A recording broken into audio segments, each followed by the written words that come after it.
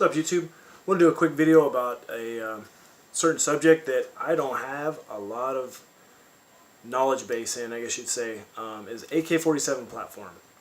I'm a big AR fan, AR buff, done a lot of research on them, constantly learning, obviously, on them. Not an expert in any way, but an AK47, I don't have near the experience or knowledge on that platform.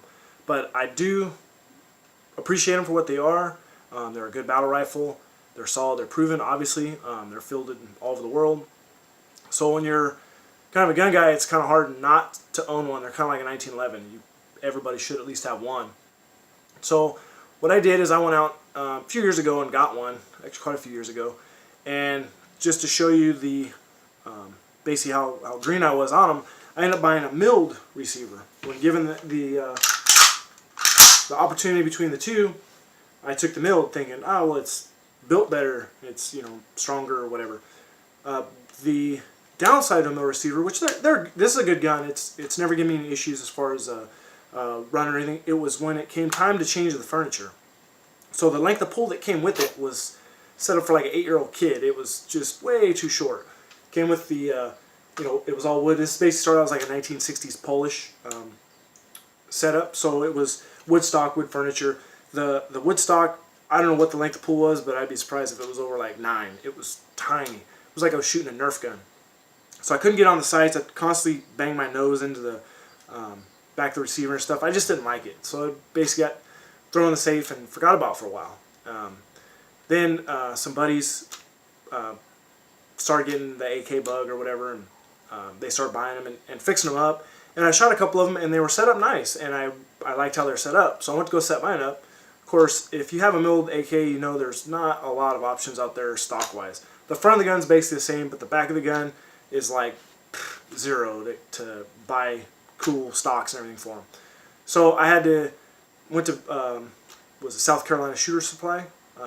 Looked on there, and they had a kit. This is an Ace folder kit, and then once again, being new or not knowing the platform, I ended up getting the folder, which it's cool, but you're paying for it in weight. I mean, this thing's billet aluminum, or it's pretty heavy.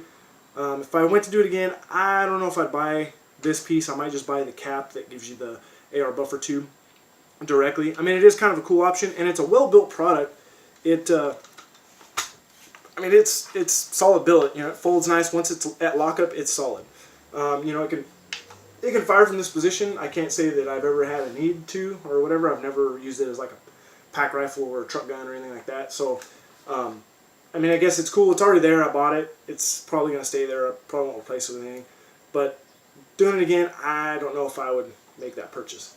But after everything's said and done, I mean, it's on there. Like I said, once it's locked, man, this thing is solid. Put a tube on it, put a mag pull stock on it so I could adjust length of pull to get it back for me.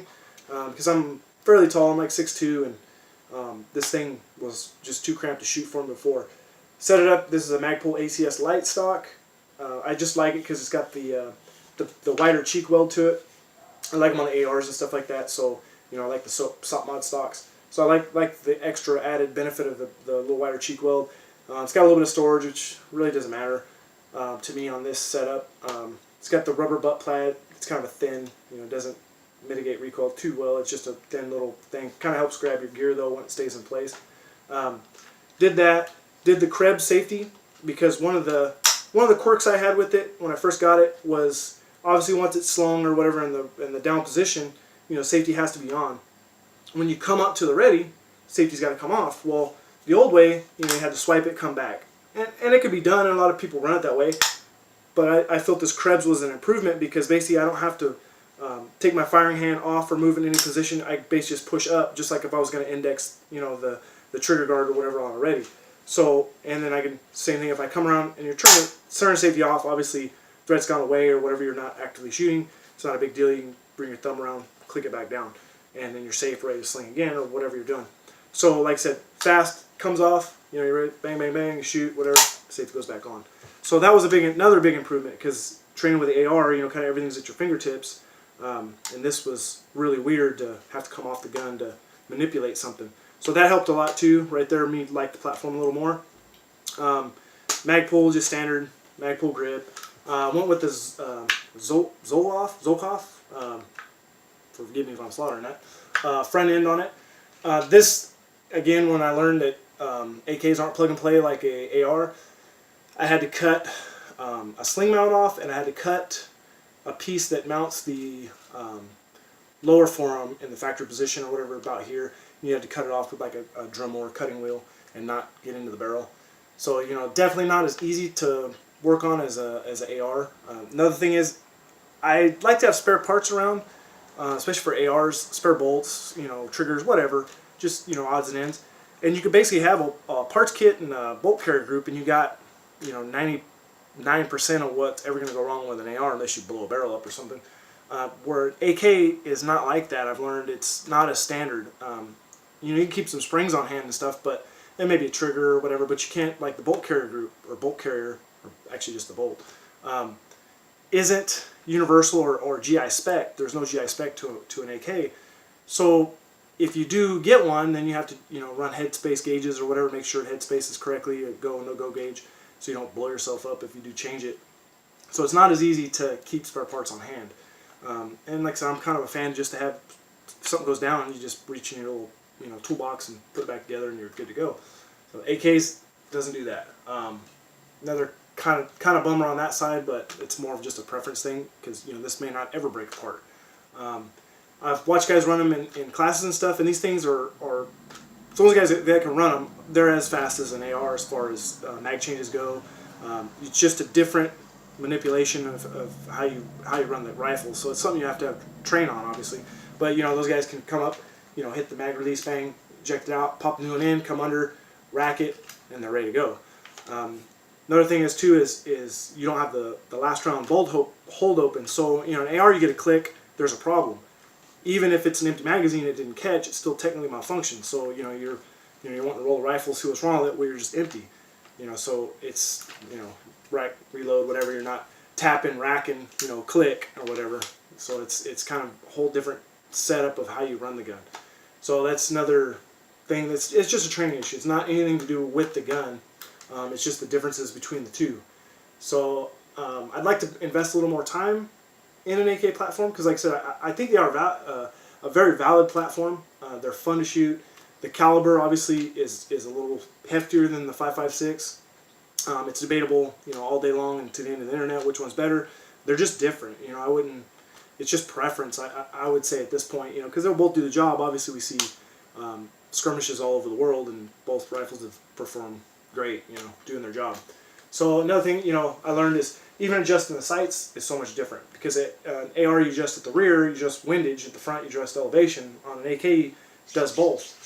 So I had to buy, you know, the adjustment tool or whatever. It was shooting a little left, so I had to buy the tool to clamp in and move it over. So, like I said, another learning issue. It's got a standard brake on it or whatever. It works good. You can get probably something 2 or 3 port brake, and it would, you know, mitigate recoil a little better. It's just you're going to pay with it with sound. Once I went to this stock, I could grip it the way I felt comfortable gripping it, holding the rifle. You know, using this more as like a stop, not a grip. Kind of using it as a hand stop. Mounted a streamlight, you know, right at the position where my thumb lines up. So, like I said, that works good. So, like I said, everything kind of fits me there. The stock now fits me. I can get down on it, get a good cheek weld, you know, make some good shots with it.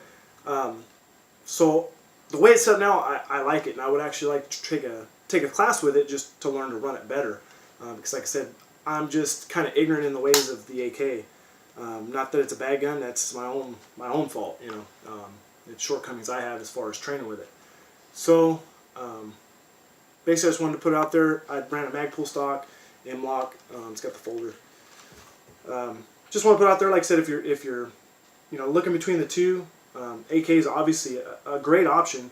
It's just different, especially when you've dedicated to the AR-15. Then you get AK. It has a lot of quirks to it as far as compared to an AR. But you'd feel the same way if you trained on an AK and then went over the AR. So, unfortunately, this isn't going to answer the age-old debate which one's better. You know, this isn't that kind of video. And like I said, I just wanted to make a video and come across basically to let you know I'm not claiming to be an expert at anything, but even less so on the AK platform. And if I don't know something, I'm not going to sit here and BS it and just to sound good.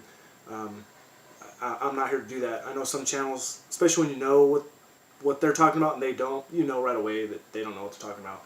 And that's not what kind of videos I'm trying to put out. So, like I said, this is just my AK setup. I hope to put more time in it, behind, running some trigger time on it and getting to know it. Because at this point, the way it's set up, I think it's a very nice platform, very viable platform. And it just needs me to put in time and learn how to run it. So, just a quick video, guys. I wanted to let you guys check it out, see how my setup is so far. And this may change because, like I said, I don't have a lot of time behind it. So I might find out something that works better. And if I do, I change it up. I'll kind of post an update video. So, cool. Run good mags through them. Run good, decent, even garbage ammo. This thing is like a garbage disposal. Eat everything. But cool gun, fun gun. Hope to put more time behind it. Alright. Thanks for watching, guys. Have a good day.